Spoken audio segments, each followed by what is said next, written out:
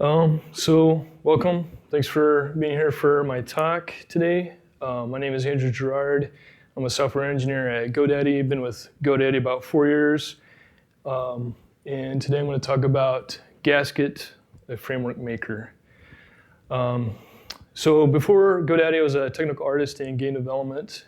As a tech artist, I would build tools and processes for artists to build their craft and integrate their assets into games. Now as a software engineer at GoDaddy, I have a similar role, and that is to help build tools and processes for web developers. Now, GoDaddy's vision is to empower everyday entrepreneurs to build up their own businesses and establish an online presence. And GoDaddy is not just in the domains business. We have several products and for customers to build their businesses with. Many of these products are in the form of customer-facing web apps, but we also have several internal-facing web apps for help developers, help our organization, and our customer care agents. A variety of different use cases. And so we built something to help us develop all these apps, which is what I want to tell you about today. It's a really cool project we're announcing and releasing today as open source, which we call Gasket. Now, before we get into the nuts and bolts of what Gasket is, I want to lay some groundwork. And for the structure of the talk, I'm going to first describe the problem that we're going to answer with Gasket today, and then point you to some ways you can use Gasket yourselves and get involved with this new open source project. Okay, so what is a framework? Before we dive into it, let's consider what a framework is. According to Merriam-Webster, it's a basic conceptual structure as of ideas or a skeletal open work or structural frame. To summarize that for our purposes as software engineers, it could be said that frameworks provide the foundation for software developers to build applications in a streamlined way. Okay, so how are frameworks made? To start with, I just kind of want to see where you guys are at. Who has worked on frameworks before or actively builds them? Okay, and what about just node.js apps, web apps, or otherwise? Okay, so let me make an argument here, kind of prove a point. If you've built an app before, have you taken that app and built another app from the same ideas or the same kind of code base you've done before? Okay. In general, you could consider basically you've made yourself a framework. And let me walk you through kind of this process and just to kind of see where I'm coming from here. Okay, so I'm a visual person. I put together some visuals to help illustrate the concepts I'm speaking about during this talk. So to start with, let's say we have a box, and this box represents our app. Okay, now we're going to build a front-end web app. And let's pick out some libraries we want to use. Okay, maybe we're using React for our renderer. Maybe we're using Webpack for our bundler, Express for our server engine, so on and so forth. Okay, finally, we need to get all these integrated together. So we write some code, tie them all together, implement our app, and we'll say this is our app, okay? Now, we've been tasked to build another app, okay? Instead of doing all this work again, probably what we'll do is just make a copy of that app and change up some of the application code, and bam, we have another app. Okay, say we repeat this project in this process because we are, app making machines now.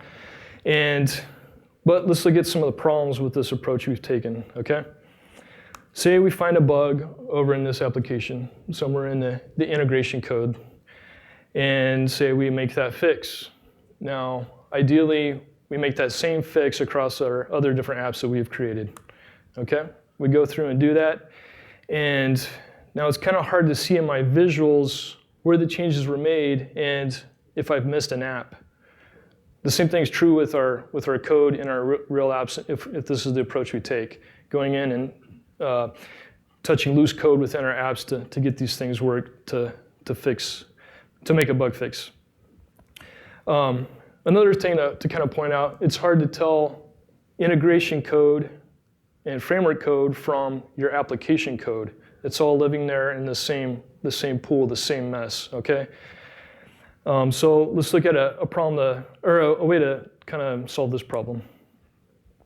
What we can do is take our libraries that we've chosen and introduce a new framework package, okay? This would be like just a standalone NPM module, okay? That our app depends on. All our libraries are part of this package. All our integration code lives in this package. So now we have a clear separation of where our application code ends and where our framework code begins. Okay, and with this, we can separate our framework from our application, and it's much easier to spin up multiple applications using that same framework package. This time, if we find a bug in our integration code, it's just in that framework package, we make the fix, and from there, we simply update our apps with that framework change, and it's very clear which apps are on which version of the framework. Okay, so frameworks are useful in a variety of ways. What we've been talking about is centralizing our common code so we don't have it scattered through all our apps. And it also allows us to standardize what features and libraries go into our app, okay? Another benefit, it gives us a uniform way to develop our apps. We have a common patterns in place that we can build from. And this ties into cross-team collaboration. Say team A is tight on a deadline and team B has some availability so they can send a developer over to help out with team A. The developer of team B already knows the framework, already knows how the apps are built with the framework. It's very easy for him to onboard and help out with this other app. And of course, you can adhere to the drive principle. Don't try to solve the same problem multiple times. All right, so let me tell you a little bit about how frameworks play a part at GoDaddy. But before I do that, let me start with back when I was a tech artist at a game studio. Okay, so as an educational game company, we develop a pattern for assembling games quickly end to end, and part of that, which was my responsibility, was to build a framework for a web-based game editor. Which, depending on the game, different game features could be tied into. So we had a web app, and say the blocks on the right represent different game features. Now, depending on the game, these features could be removed or replaced, depending on the needs, and we were able to iterate and build games much quicker this way, okay? Besides the editor itself, we had the game engine part and the server parts too. They all kind of followed this same principle. Okay, and so then one day my former manager, who I had worked with on this game development pattern, called me up. He had left a while back and was now working at GoDaddy. And what he wanted to do is bring me on to help build a web app framework to tie different hosting products into. I think my first response to him was like, what? GoDaddy? Why do I want to work for GoDaddy?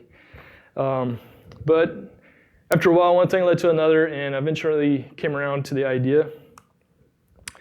And GoDaddy's been great. I'm not building games anymore, but there's plenty of problems and challenges to solve, which makes the work interesting. And I get to work with a lot of really smart people. Some of them are in this room today. And when I started there, I was with my former boss, now my new boss, and we were in GoDaddy's hosting organization. Okay, GoDaddy has several hosting products, and the web apps for these different products were scattered. The experience was scattered. They were built with different tech stacks. Teams weren't really communicating with each other, so it was just a bad experience for customers. Basically, they were all in different technology islands. And so what we wanted to do is try to break those down and have one pattern, one process, one framework to build our hosting web apps with. So what we did is similar to what I described before. We started with an app shell, built our framework package. GoDaddy was standardizing on React at this point, so React was one of the libraries we chose. And internally, we also had a team working on UX components with React, so we used that and helped contribute to that as well. We used Webpack for bundling, and as part of this framework, we had a way to tie in the different hosting products so they could develop their user experiences independently, but still tie into this cohesive application. All right, so this worked well, and we soon had other apps besides this hosting app using it. Some were internal facing. We had a couple customer facing ones as well. So eventually our small team was moved out of the hosting org and rolled into is called App Services, which was to provide services and support across GoDaddy. We were excited by this shift as our small team and eager to take our framework to other teams across GoDaddy to build their front-end web apps. But what we found is that other groups had done similar things, building their own frameworks for their own apps, okay? And this looks familiar, right?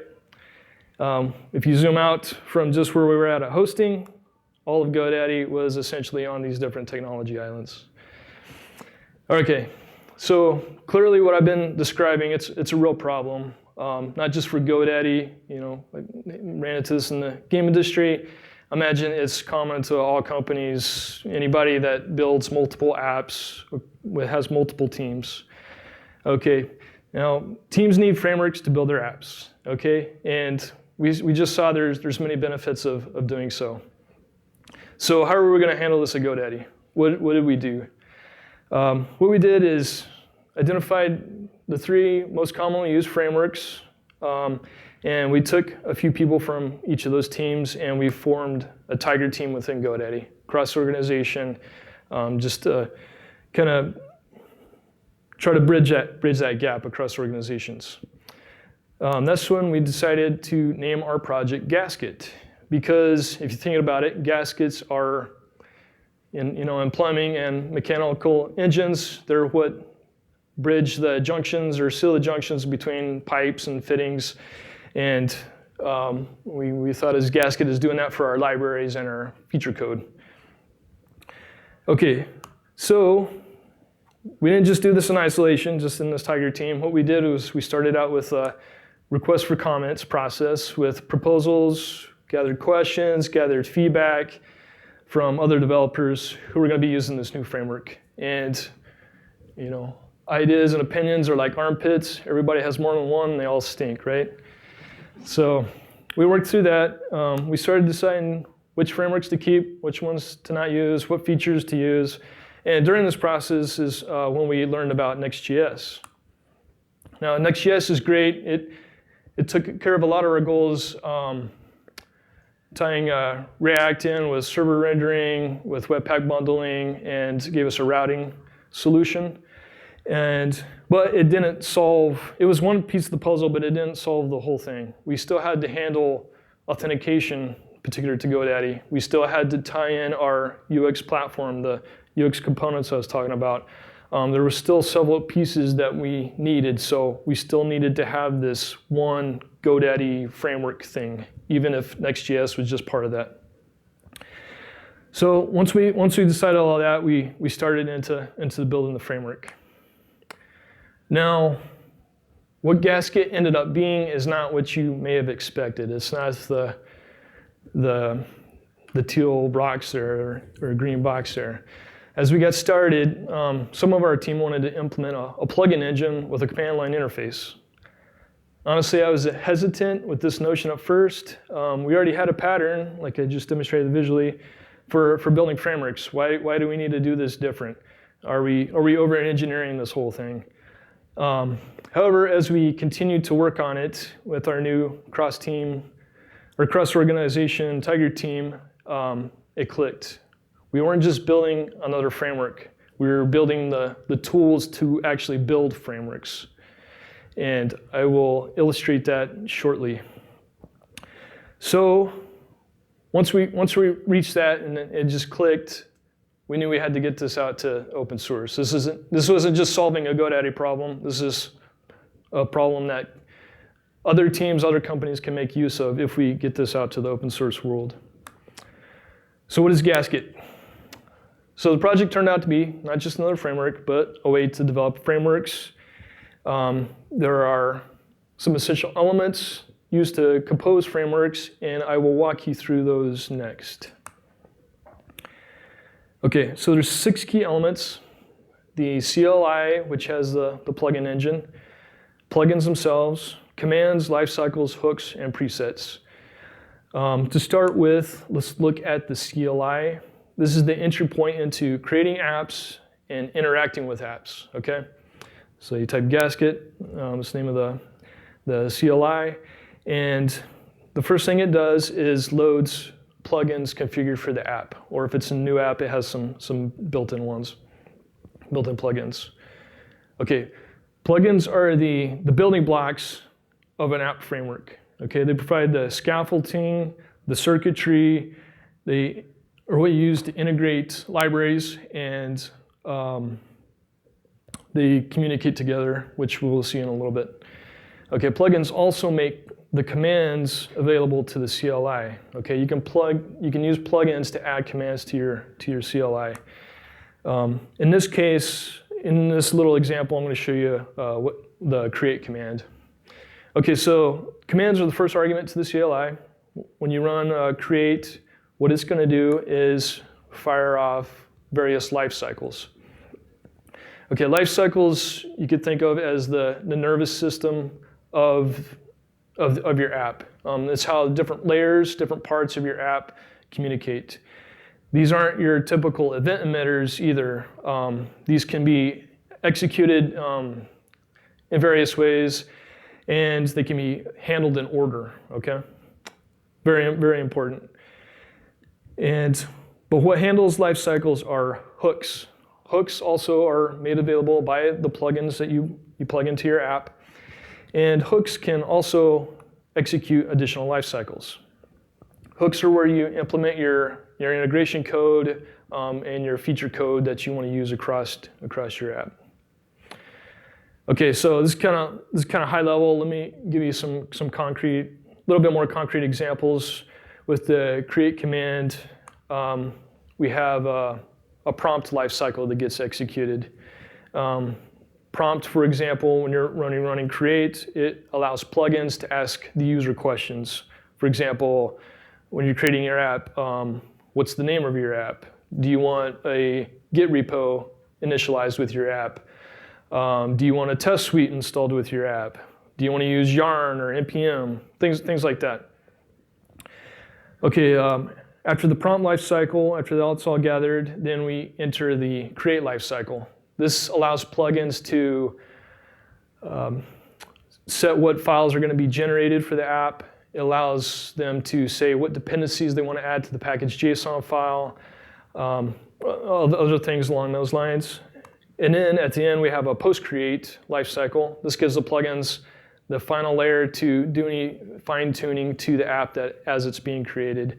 For example, with the lint plugin, you can run ESLint fix. It'll match up all the generated files to the lint code style that you've chosen with that plugin. Okay, so the last element, key element with Gasket are presets. So presets are basically collections of plugins, some additional configuration as you need, and these are loaded by the CLI, make plugins available, and basically presets become your framework. They're the chosen set of plugins or features that you want to have in your apps, and you share presets across your apps, which I'll point out a little bit better shortly. Okay, so back to this example. Instead of now depending on this large framework package with our libraries integrated together, what you're going to do with Gasket instead is configure your apps with plugins. Okay, plugins layer together, and they can have dependencies on other plugins. And for example, here. Next depends on the Webpack plugin, and I'll explain that a little bit later. But let's say, for example, we're not just building a web app here with Next.js. Say we want to build just a microservice or some kind of API, REST API. You can remove those other layers of plugins and just have HTTP with Express, okay? Plugins are also designed to be interchangeable. Say I don't want to use Express. Say I want to use Fastify, which was recently announced as part of the OpenJS Foundation. You can do that. You can swap these out. And I could use Fastify back with Next.js and my Webpack plugins, okay? So plugins can be interchangeable. And besides just that, think about what if, GoDaddy as a React shop, that's fine, that's great, but as we open source this, we expect to see things like maybe a Svelte plugin, maybe a rollup plugin. We're not tied into one particular bundle, one particular renderer, or compiler, whatever you want to refer to it as. So besides plugins for, let me take a step back here. Sorry. Let's go back to GoDaddy's current tech stack. So we have Express, Next, Webpack, Redux. This is what most of our apps are using right now. These are library plugins. You guys know these names, but as I mentioned before, we had internal needs as well, our auth, our UX. What we have is internal plugins for those as well, okay? So plugins aren't necessarily just for tying in a library that you want to use, from the open source world into your app. You can build your own plugins for your teams, for your companies, and integrate them with the Gasket setup. Okay, so when teams have settled on what features they want to have in their apps, what you would do is stamp those into a preset. So now whenever I go to create a new app, I would say, okay, I want to do Gasket create with the GoDaddy preset. That's how we spin up apps at GoDaddy now with that. Presets can also represent smaller sets of plugins that make sense together. So for example, if there's a Next.js preset, which we have in our open source packages right now, so you guys can kick the tires on Gasket quickly. And say we have a preset for just progressive web apps, the different plugins we need for that. Those are available. Apps can be composed of presets, like I'm depending on two here, and presets can also be extended. So if your team wants to use the next preset, they want to use the progressive web app preset, you introduce some other plugins for your own teams, your own companies, you can do that and have a higher level grouping of presets. Okay, and so as you can see here, what was once a framework package that could not be changed, cannot be played around with, experimented with, trying out Fastify instead of Express, you can now, with Gasket, piecemeal these together and build your frameworks in the form of presets. Okay, so this is probably a question you're thinking right now. Is this just another app generator? Is this like, besides, is this more like Yeoman or something, Yeoman?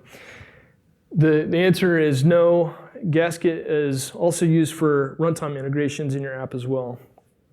We've been talking about how you create your app, but let's look at some examples of how you use the Gasket life cycles during your app or when your app starts.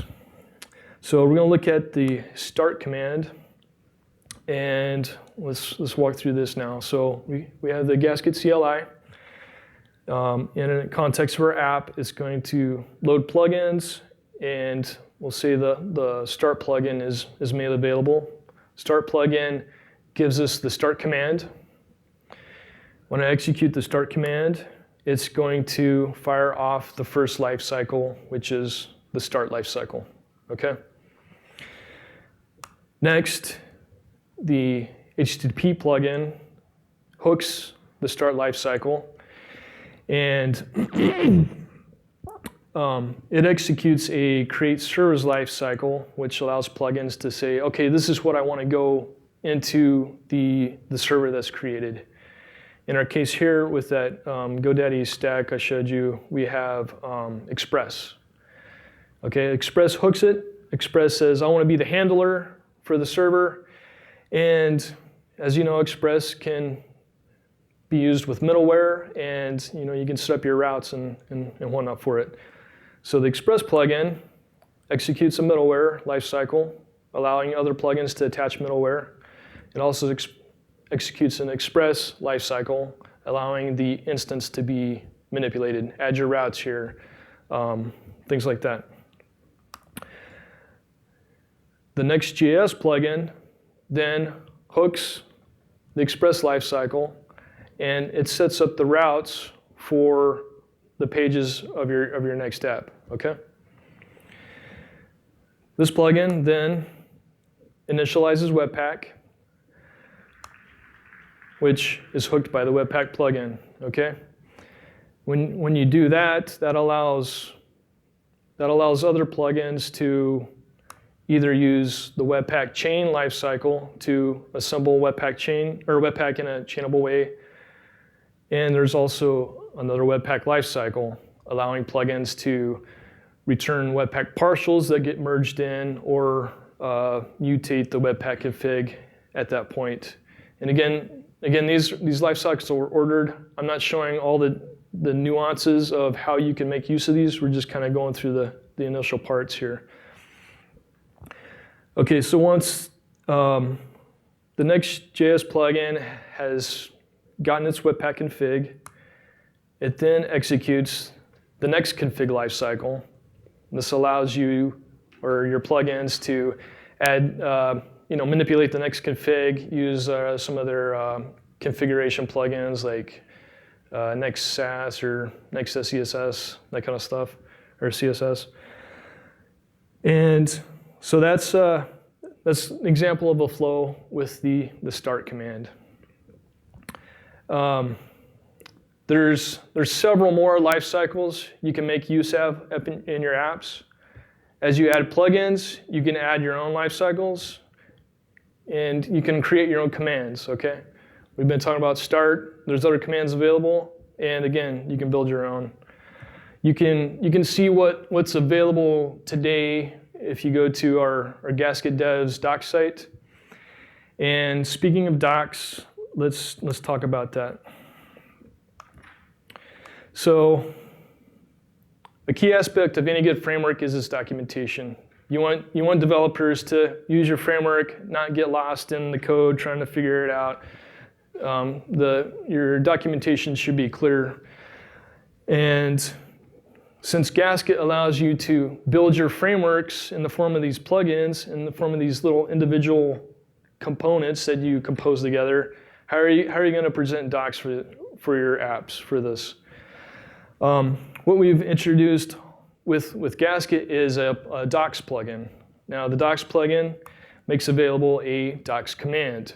So when you run this command, what it will do is collate all the README files, all the documentation files of the plugins installed for your app, put those in a central place, fix up the links between READMEs, and there's also a Docsify plugin, which will then give you a nice web view of your documentation. So this will be the documentation for only the plugins and presets and what's available in the app, not the whole ecosystem. So it's pretty cool. If you guys have played around with Rust, this is kind of like cargo docs. Okay, it just gives you the documentation for what's in that app that you're working on. Okay, so who is Gasket for? Obviously, it's for developers. If you're an app developer, you can use Gasket to get at the life cycles, integrate your own features, tie in with other plugins. It's also for teams. Okay, if you're building multiple apps, you have multiple teams working on these apps, coming down with a tech stack you're happy with, a pattern of development you're happy with, put those into a preset, share those across your team, and you're good to go. Gasket's also important for communities. I mentioned Next.js, I threw out Svelte. Any of these kind of communities that build up libraries, they want their libraries to be able to interact with other libraries out there. If they're in the form of a Gasket plugin, it makes it easy for app developers, for teams, to try those libraries out in the context of their app, in their context of what they want to use for a framework. Okay, so next question, how do I get started? So to get familiar with Gasket, the Gasket project and what's available today, I invite you to visit our website, gasket.dev. This is a Docsify site using GitHub pages generated with the Gasket docs command, okay? So you can kind of get a feel of how that works. We have a nice splash screen on the front, but it'll give you an idea there. And the best way to try it out is to kick the tires with it. You can install the Gasket CLI today. We just pushed that to NPM last night. So give it a run. The help command will show you what you can do with the different commands. And so just as a quick recap, developers need frameworks to build our apps effectively and quickly, right? Gasket provides the tooling and to build fully featured frameworks, docs, starting the app, not just creating the app, okay? And the Gasket ecosystem it's ready to grow. With your contributions to the open source world, help us out, join in to the fun, and let's make Gasket a real thing, not just for GoDaddy, but for everybody out there. And if you have any questions, you can grab me out in the hallways or hit me up. My name's on Twitter is KinetFX. I didn't put it on the slide, but just find me or one of the other GoDaddy guys, and we can get you going. So thanks.